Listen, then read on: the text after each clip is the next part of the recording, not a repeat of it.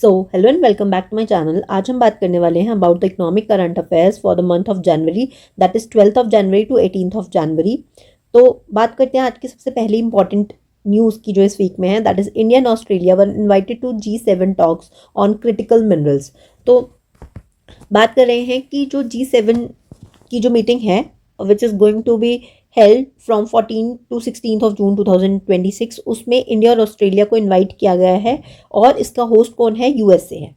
Now make sure, अगर मैं आपने लास्ट वीक का करंट देखा था तो मैंने आपको उसमें बताया था कि जो 51st एडिशन है वो कनाडा ने होस्ट किया था, 52nd जो है वो फ्रांस होस्ट कर रहा है, यानी कि जो 2026 में होगा, एंड जो 53rd है वो यूएसए होस्ट करने वाला है, राइट।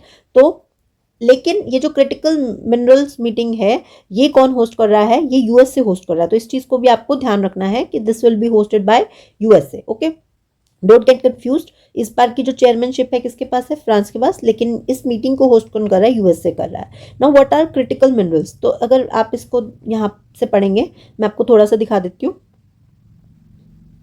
क्रिटिकल मिनरल्स वो रेयर मिनरल्स होते हैं, जैसे कि लिथियम हो गए, कोबाल्ट हो गया, रेयर अर्थ मेटल्स हो गए, ठीक है, जो कि बहुत ज़रूरी हैं अगर हम ग्रीन एनर्जी की तरफ जा रहे हैं, जैसे हम ईवीज का यूज़ कर रहे हैं, हम बैटरीज बना रहे हैं, तो उसमें जिन चीज़ों का यूज़ होता है उन्हीं को हम बोलते हैं क्रिटिकल मिनरल्स, ठीक है।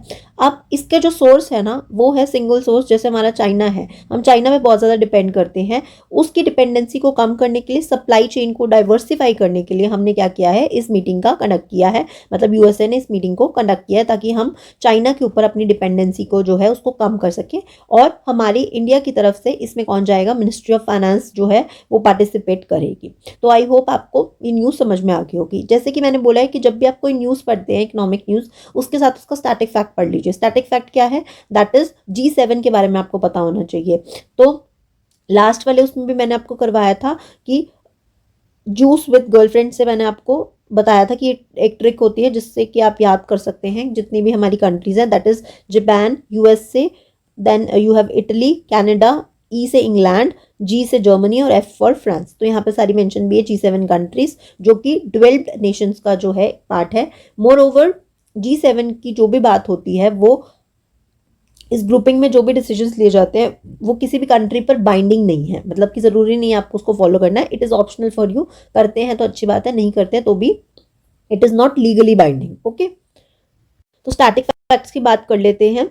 That is G7 group of 7 developed Nations. इसके मेंबर्स मैंने अभी आपको बताई दिए। It was formed in 1976। Russia इसका पार्ट था 1998 से 2014 तक। देन रशिया ने अटैक कर दिया था क्रीमिया के ऊपर 2014 में, जिसके बाद से रशिया को इस ग्रुपिंग से बाहर निकाल दिया गया। उसके बाद इसका जो फर्स्ट एडिशन था वो भी कनाडा ने होस्ट किया, 51st एडिशन भी कनाडा ने होस्ट किया था, 52nd एडिशन फ्रांस होस्ट करा, जो कि न्यूज़ ही थी, मैंने आपको करवाया भी था। सेकेंड टाइम है 2003 के बाद जब फ्रांस ने इसको होस्ट किया था, and 53rd addition USA host करने वाला है, और इसके डिसीजन जो है वो लीगली बाइंडिंग नहीं है, ये मैंने आपको बताया था, ठीक है। आई होप आपको फर्स्ट न्यूज़ क्लियर हो गई होगी। Moving on to the next news, that is India launches theme, logo and website for BRICS 2026 presidency.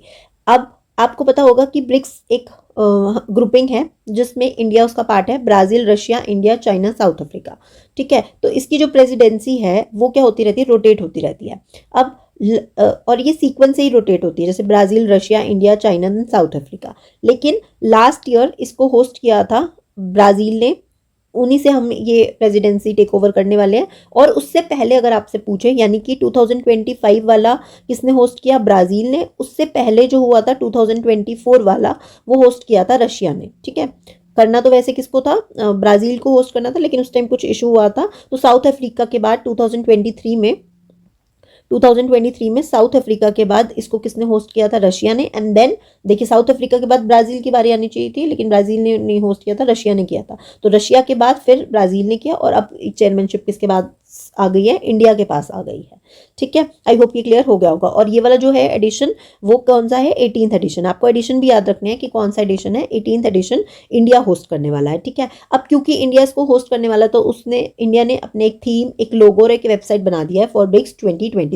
जैसे आपको याद होगा G20 जब इंडिया ने होस्ट किया था तो उन्होंने एक बहुत ही सुंदर लोगो बनाया था, ठीक है। आपका जो है एक लोगो भी उन्होंने लॉन्च किया था, ठीक है। तो उस तरीके से ब्रिक्स के लिए भी किया गया है। अब ये 4th टाइम है जब इंडिया जो है किसको लॉन्च होस्ट कर रहा है, ब्रिक्स को होस्ट कर रहा है। एस जयशंकर जी जो हैं हमारे जो एक्सटर्नल अफेयर मिनिस्टर हैं, उन्होंने इसकी वेबसाइट, लोगो और थीम जो है वो अनवील की थी इन न्यू दिल्ली। देन इंडिया की चेयरमैनशिप में हम कह रहे हैं कि ह्यूमैनिटी फर्स्ट और पीपल सेंट्रिक अप्रोच रखी है हमने इसमें।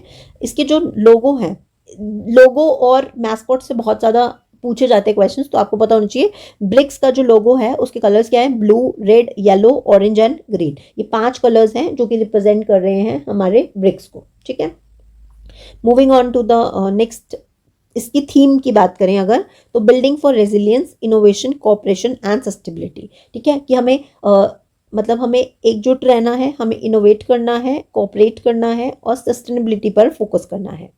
2026 में 20 ईयर्स हो जाएंगे ब्रिक्स के। अभी ये वाला पॉइंट मैं आपको जब स्टैटिक फैक्ट्स कराऊंगी तब मैं इसको एक्सप्लेन करती हूँ how it's gonna be 20 years. Then BRICS का लोगो जो है, इसको ध्यान से देखो तो ये एक लोटस बना हुआ है।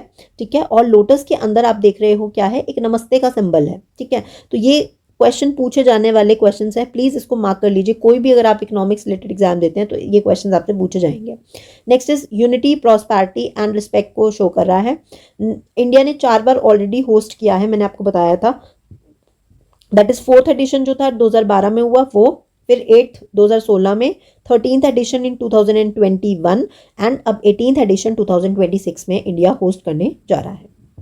Okay, now moving on to the BRICS के स्टैटिक फैक्ट। स्टैटिक फैक्ट क्या है, मतलब कि ब्रिक्स सबसे पहले बना कब, 16 जून 2009 में बना। फाउंडेड एट रशिया, ये कातेनबर्ग। ठीक है, और इसका जो टर्म है वो कॉइन की थी बाय जिम ओ नील। ठीक है, जिम ओ नील जो इकोनॉमिस्ट हैं जिन्होंने बाद में गोल्डमैन सैक्स में भी काम किया था। ठीक है, उनके द्वारा जो है इस टर्म को कॉइन किया गया था इन 2000 में। 2000 में इन्होंने टर्म, 2001 में ये टर्म कॉइन की थी। फिर फर्स्ट मीटिंग जो है, ऑफिशियल जो मीटिंग है वो 2009 रशिया में हुई थी। लेकिन 2009 से पहले इन 2006 जो फॉरेन मिनिस्टर्स थे उनकी मीट हुई थी। कौन से फॉरेन मिनिस्टर्स की, ब्रिक, यानी ब्राज़ील, रशिया, इंडिया और चाइना, ये 4 फॉरेन मिनिस्टर्स मिले थे। उन्होंने कुछ बात की थी, कॉपरेशन से रिलेटेड बात हुई थी। तो इसी मीटिंग 2006 में जो मीटिंग हुई थी, इससे अगर हम मार्क करें तो 2006 से लेकर अब 2026 में हम मार्क कर रहे हैं, और इस हिसाब से हम बोल रहे हैं कि हमारे कितने ईयर्स हो गए, 20 ईयर्स कंप्लीट हो गए हैं किसके, ब्रिक्स के, जब 2026 में इंडिया को इसकी प्रेसिडेंसी मिलेगी। नेक्स्ट टाइम फिर 2009 में फर्स्ट मीटिंग हुई। देन 2010 में साउथ अफ्रीका को ऐड किया गया। अब इसके फाउंडिंग मेंबर्स मैंने बता ही दिया, ब्रिक जो है इसके फाउंडिंग मेंबर हैं, जब 4 कंट्रीज आके बैठी थी। फिर साउथ अफ्रीका ऐड हुआ।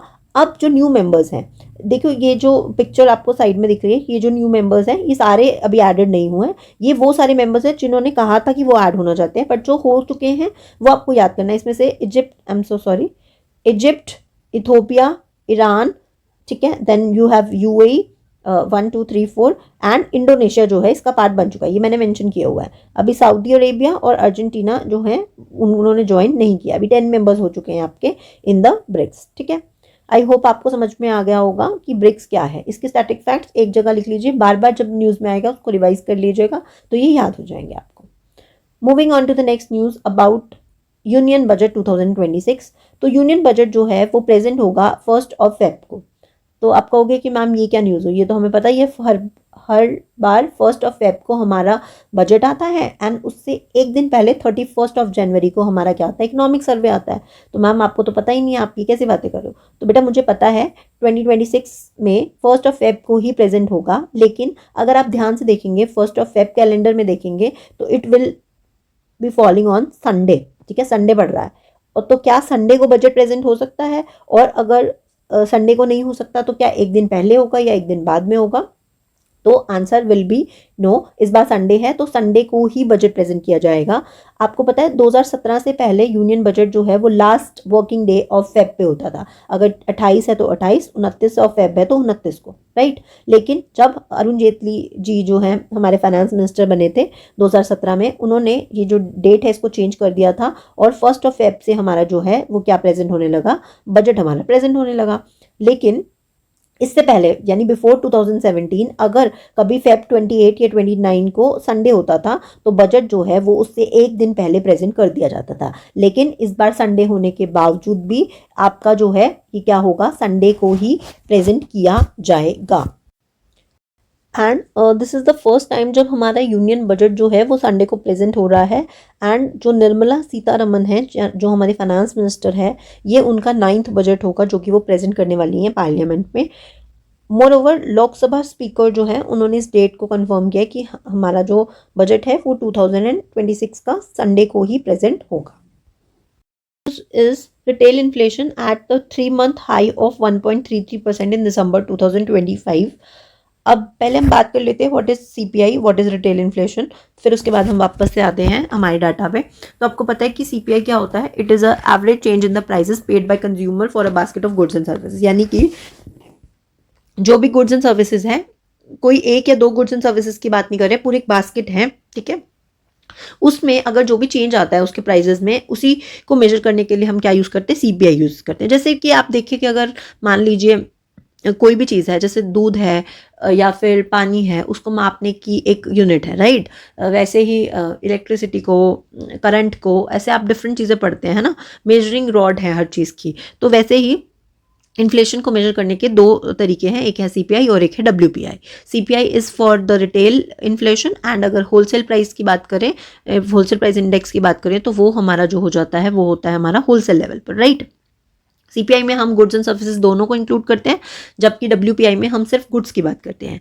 तो ये एक बेसिकली रिटेल इन्फ्लेशन का मेजर है, ठीक है। इसको रिलीज कौन करता है, NSO, that is national statistical office under the ministry of statistical and programme implementation. ये हर मंथ आता है, आपको मंथली डाटा याद नहीं करना है, बट हाँ ये पता होना चाहिए कि क्या ट्रेंड चल रहा है, राइट। देन इन्फ्लेशन टारगेटिंग की बात करें तो जो मॉनेटरी पॉलिसी कमेटी है उन्होंने टारगेट दे रखा है कि हमारा जो इन्फ्लेशन है वो 2 to 6% के बीच में रहना चाहिए, राइट। अब ये जो टारगेट है 2016 में जब मॉनेटरी पॉलिसी कमेटी बनी थी तब उन्होंने 5 years के लिए रखा था। देन इसको रिन्यू करा 2021 में फिर से 5 years के लिए, तो अब 2026 तक ये रहेगा। देन फिर देखे अगर आपको मार्च अप्रैल में माइट भी इसको फिर एक्सटेंड कर दिया जाए फॉर नेक्स्ट 5 years, ठीक है। न्यू सीपीआई सीरीज, आपको पता है कि सीपीआई का बेस ईयर क्या है, 2012 है, जिसको अभी बढ़ाकर बोला जा रहा है कि 2024 कर दिया जाएगा, ठीक है।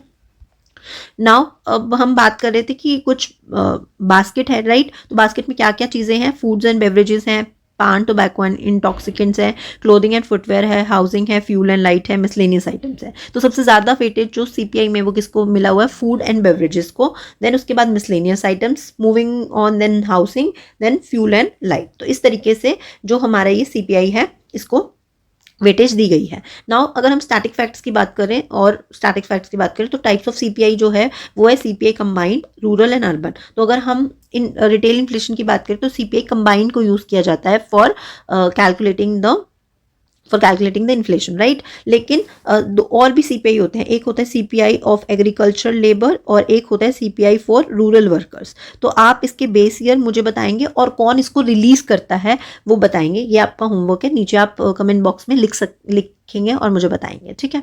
मैं आपको इसको नेक्स्ट जब दोबारा इन्फ्लेशन रिलेटेड न्यूज़ आएगी तब मैं इसको डिस्कस करूंगी, ठीक है।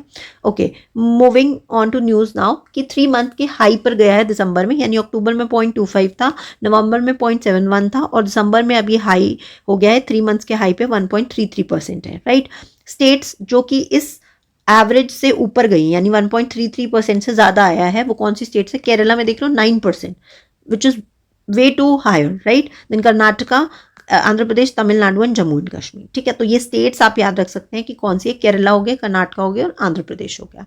देन आपको पता है कि अभी मैंने आपको बताया कि न्यू सीरीज पे जो है सीपीआई रिलीज होगा, तो this is the last data, यानी ये जो दिसंबर 2025 का डाटा है ये लास्ट डाटा है, ये आपसे पूछा जा सकता है। दिस इज इम्पॉर्टेंट थिंग कि कौन सा ऐसा लास्ट डाटा है जो कि 2012 सीरीज पे आएगा, दैट इज दिसंबर 2025। अब जो नेक्स्ट डाटा जो कि 12 Feb को पब्लिश होगा, किस चीज़ का, जनवरी का जो इन्फ्लेशन का डाटा होगा वो बेस होगा हमारा न्यू सीरीज पे, क्योंकि एवरी मंथ की 12 को, 12 तारीख को, आप यहाँ पे लिख भी सकते हैं 12th जो भी डेट होती है, तो उस दिन ये डाटा रिलीज होता है। अगर मान लीजिए उस दिन कोई छुट्टी है या कोई हॉलीडे पड़ता है तो नेक्स्ट जो भी वर्किंग डे होगा उस दिन इस डाटा को पब्लिश किया जाता है, ठीक है। तो ये लास्ट है जब 2012 वाले बेस ईयर पे डाटा को पब्लिश किया गया है। Moving on to the next news, that is wholesale inflation rises to 8-month high of 0.85%। ये जो डाटा है इसको रिलीज किया है department of promotion of industry and internal trade which comes under ministry of commerce. अभी तक तो आपको याद हो गया होगा ये सारी चीज़ें, क्योंकि हर मंथ हम इस चीज़ को पढ़ते हैं। देन अक्टूबर में देखिए नेगेटिव टेरिटरी में था, नवंबर में फिर से नेगेटिव टेरिटरी में था, लेकिन अब ये 8 मंथ के हाई पे आ गया और पॉजिटिव हो गया, that is 0.85%। Moving on to the thing, बस ये मैंने आपको बताई दिया कि पॉजिटिव उसमें आया है। अब हम बात करते हैं सीपीआई और डब्ल्यूपीआई क्या है उसके डिफरेंस के बारे में। अभी बताया कि सीपीआई मेजर करता है गुड्स एंड सर्विसेज को, इसमें सिर्फ गुड्स होते हैं, सर्विसेज नहीं होता। ये कॉस्ट ऑफ लिविंग को दिखाता है और ये कॉस्ट ऑफ प्रोडक्शन को शो करता है, ठीक है। इसमें हम रिटेल लेवल की बात करते हैं और इसमें हम होलसेल लेवल पे बात करते हैं। इसमें जो फूड का वेटेज है वो बहुत ज़्यादा हाई है और यहाँ पर फूड का वेटेज कम है। आपने देखा था ना, फूड का 40 to 45% था। देन इसको प्रिपेयर करता है कौन, NSO, that is national statistical office under MoSPI, और डब्ल्यूपीआई को office of economic adviser ministry of commerce and industry release करता है। इसका बेस ईयर 2012 है और इसका बेस ईयर 2011-12 है। ये कैलेंडर ईयर है और ये आपका फाइनेंशियल ईयर है। कैलेंडर ईयर मतलब कि जनवरी से लेकर दिसंबर तक, और फाइनेंशियल ईयर मतलब आपका 1 अप्रैल 2011 से स्टार्ट होकर आपका 31 मार्च 2012 तक रहेगा, ठीक है। तो कैलेंडर ईयर, फाइनेंशियल ईयर, ये भी याद होना चाहिए। लेकिन अब इसका सीरीज हो गया 2024 और इसको मल्टीप्लाई करोगे तो ये हो जाएगा 2022-23। ये हो गया न्यू बेस ईयर्स अब आपके सीपीआई और डब्ल्यूपीआई के, और publish by NSO and DPIIT. अभी बात ये हो ही गई है, ठीक है। अच्छा, होलसेल प्राइस इंडेक्स में हमारा जो है 697 आइटम्स है, जिसमें सबसे ज़्यादा वेटेज आपकी मैन्युफैक्चर्ड प्रोडक्ट्स को है, then primary articles and then fuel and power, ठीक है। और 14th ऑफ एवरी मंथ, जैसे कि सीपीआई जो है वो 12th ऑफ एवरी मंथ को रिलीज होता है, ये 14th ऑफ एवरी मंथ को रिलीज होता है इसका डाटा। आई एम सॉरी, हाँ, ठीक है। आई होप ये क्लियर हो गया होगा। Next news is RBI recognize FIDA as self regulatory organization. तो सबसे पहले ये पता होना चाहिए सेल्फ रेगुलेटरी ऑर्गेनाइजेशंस क्या होती हैं। एक ऐसी बॉडी जो कि रूल्स बनाता है अपने मेंबर्स के लिए और वो मेक श्योर करते हैं कि वो इन रूल्स को फॉलो करें। फॉर एग्जांपल मान लेते हैं कि जैसे अब आपका घर है, आपके घर में क्या है, पापा जो है वो सबसे बड़े होंगे, ठीक है, जो कि पूरे घर को रेगुलेट कर रहे हैं। बट पापा सब कुछ अकेले नहीं संभाल सकते, राइट। पापा जो है हर जिम्मेदारी को नहीं देख सकते, तो उन्होंने क्या कर दी, नीचे हेड्स बना दिए अपने। हेड्स कैसे बना दिए, जैसे उन्होंने मम्मी को बना दिया कि जो भी घर से रिलेटेड बजट होगा वो सब तुम्हें देखना है, बच्चों की पढ़ाई और बाकी सब ड्यूटीज उनको दे दी। एक आपकी मान लीजिए बड़ी सिस्टर है, उसको पापा ने अलग रिस्पॉन्सिबिलिटीज दे दी। तो इस तरीके से पापा ने क्या कर दिया, एक सुपरवाइजिंग अथॉरिटीज बना दी हैं अलग अलग सेक्शंस के लिए। सिमिलरली जैसे आप देखते हैं कि हर चीज को आरबीआई रेगुलेट नहीं कर सकता, हर चीज को सेबी रेगुलेट नहीं कर सकता, तो उन्होंने क्या किया, फॉरेन एक्सचेंज के लिए foreign exchange dealer association of India, FEDAI, ये जो अथॉरिटी है, ये जो एसोसिएशन है, इसको मान्यता दे दी एज सेल्फ रेगुलेटरी ऑर्गेनाइजेशन। यानी कि जो भी फॉरेन एक्सचेंज से रिलेटेड चीज़ें होंगी उससे रिलेटेड आपको जो भी रूल्स बनाने हैं वो आप बनाएंगे, और आप ये मेक श्योर करेंगे जितनी भी रिलेटेड बॉडीज़ हैं, यानी जो भी फॉरेन एक्सचेंज में डील कर रही हैं, उन सब रूल्स एंड रेगुलेशंस को माने। यानी कि एक हेड आपके सर पे ऊपर बिठा दिया है for working of the organisation, ठीक है। तो आरबीआई और सेबी सब कुछ अपने आप से कंट्रोल नहीं कर सकते, तो स्टैंडर्ड सेट करना, गाइडलाइंस बनाना, बिहेवियर को मॉनिटर करना, डिसिप्लिनरी एक्शन लेना, ये सब काम किसका है, हमारे आरबीआई ने FEDAI को दे दिया, that is foreign exchange dealer association of India. I hope समझ में आ गया होगा। Moving on to the next, Rajasthan panchayat becomes first fully organic village body. अगर आपसे पूछे कि ऑर्गेनिक स्टेट कौन सी है तो आपको पता होगा दैट इज सिक्किम, ठीक है। फर्स्ट ऑर्गेनिक स्टेट कौन सी थी हमारी, सिक्किम। अब अगर आपसे पूछे कि पहला ऑर्गेनिक विलेज बॉडी कौन सी है तो राजस्थान की पंचायत, उसमें भी बरावादा कानकर पंचायत जो है वो है, ठीक है। तो पंचायत कौन से कमेटी के कहने पर पंचायत का गठन हुआ था, क्या वो बलवंत राय कमेटी थी, ऐसा कुछ था, या अशोक मेहता कमेटी थी, मुझे नहीं पता, या आप मुझे बताएंगे नीचे कमेंट बॉक्स में, ठीक है।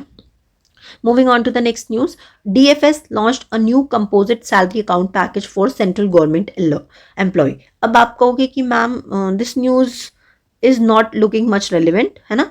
तो तो मैं भी ये कहूँगी कि ये न्यूज़ आपके लिए रेलिवेंट नहीं है, लेकिन the department of financial service which come under finance ministry, ये आपके लिए इंपॉर्टेंट है।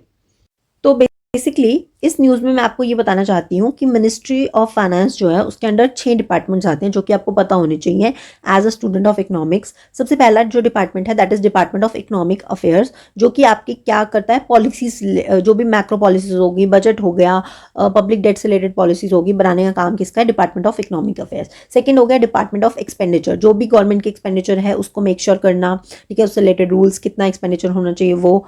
Then department of revenue, CBDT and CBIC, central board of direct taxes and central board of indirect taxes and custom. ये जो दोनों bodies हैं ये क्या करती हैं, टैक्सेस को रेगुलेट करती हैं, डायरेक्ट और इनडायरेक्ट टैक्सेस को। तो ये किसके अंडर आ गई, डिपार्टमेंट ऑफ रेवेन्यू के अंडर। तो एक खर्चा हो गया, एक रेवेन्यू हो गया, एक इकोनॉमिक अफेयर्स हो गया। Then department of financial service, जिसकी अभी हम बात कर रहे हैं कि ये सब banking, insurance, pension reforms, financial inclusion, इन सबसे रिलेटेड जो काम है वो किसका है, डिपार्टमेंट ऑफ फाइनेंशियल सर्विसेज का है, यानी पैसे से रिलेटेड जो भी सारे काम है हम कह सकते हैं।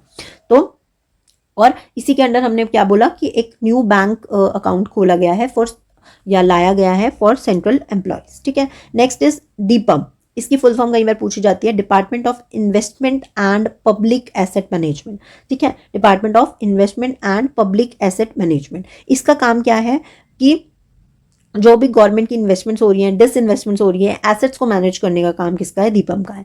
Next is department of public enterprises. Department of public enterprises क्या है, ये क्या करती है, जो भी जितने भी हमारे पब्लिक एंटरप्राइजेस हैं, यानी गवर्नमेंट के जितने भी PSUs जिसको आप बोलते हैं पब्लिक सेक्टर अंडरटेकिंग है, उनको मैनेज करना, उनका फंक्शन देखना, वो किसका काम है, डिपार्टमेंट ऑफ पब्लिक एंटरप्राइजेस का। तो ये 6 के नाम आपको याद होने चाहिए कि कौन कौन से आते हैं under ministry of finance. News पे आते हैं, दैट इज कि उन्होंने एक सैलरी अकाउंट बनाया है जिसमें कि 3 मेन फीचर्स है, यानी बैंकिंग सर्विसेज आपको मिलेगी, 0 बैलेंस अकाउंट होगा, ठीक है। अगर आप कोई लोन लेते हैं तो आपको इंटरेस्ट रेट जो है वो काफ़ी कम या फिर कंसेशनल रेट्स पर मिल जाएगा, यानी कुछ कम करके मिल जाएगा, ठीक है। Then moving on to the next thing, card benefits, कि जैसे आप एयरपोर्ट पर जाते हैं तो लॉन्च को एक्सेस कर सकते हैं, क्रेडिट कार्ड यूज़ करेंगे तो पॉइंट्स मिलेंगे जिससे आपको बाद में कैशबैक ऑफर्स आएंगे, ठीक है, कोई मेंटेनेंस चार्जेस नहीं लगाने पड़ेंगे। Insurance benefit, the very important thing जो इसमें मिल रहा है, अगर देखिए ये नॉलेज पर्सपेक्टिव से भी है ये न्यूज़, अगर आपके घर में कोई सेंट्रल गवर्नमेंट एम्प्लॉय है तो आप उनको बता सकते हैं कि इस तरीके का आप एक अकाउंट खुलवा लीजिए, ठीक है। नाउ पर्सनल एक्सीडेंट इंश्योरेंस, अगर आपका कोई एक्सीडेंट होता है तो उस पर आपको 1.50 करोड़ तक का इंश्योरेंस मिल जाएगा, which is a very important thing. और अगर आप एयर ट्रैवल करते हैं तो भी आपको 2 करोड़ का आपका एक्सीडेंट इंश्योरेंस कवर होता है अगर आप इस अकाउंट को ओपन करवाते हैं, ठीक है। तो इसके साथ हमारी आज की जितनी भी इंपॉर्टेंट न्यूज़ थी वो सारी कवर अप हो गई। आई होप आपको समझ में आ गया होगा। अगर आपको कुछ भी डाउट है तो आप नीचे लिख सकते हैं कमेंट बॉक्स में, और अगर कोई सजेशन है तो वो भी आप नीचे कमेंट बॉक्स में लिख सकते हैं। Till then thank you and bye bye.